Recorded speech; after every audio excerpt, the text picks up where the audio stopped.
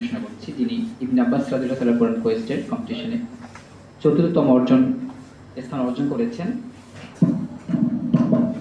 আব্দুল্লাহ বিন মাসুদ, গোপালগঞ্জ বিজ্ঞান ও প্রযুক্তি বিশ্ববিদ্যালয়, আলিম, স্নাতক তৃতীয় বর্ষ। আব্দুল্লাহ বিন মাসুদ।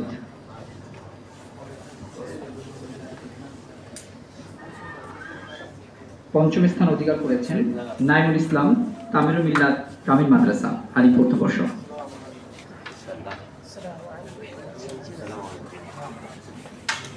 ষষ্ঠ স্থান অধিকার করেছেন সাদাত সাবির, সাহাদুত তামাসসুক মাদ্রাসা।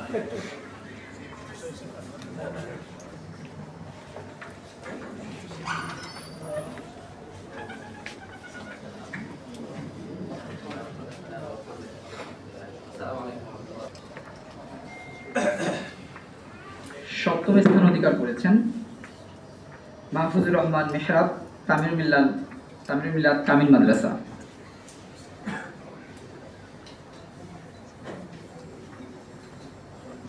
অষ্টম স্থান অধিকার করেছেন মুরাদ হোসেন সিফাত, মতিঝিল সরকারি বালক স্কুল অ্যান্ড কলেজ, একাদশ শ্রেণী। নবম স্থান অধিকার করেছেন Saifullah Umar, Mukta medical college, MBBS third ইয়ার।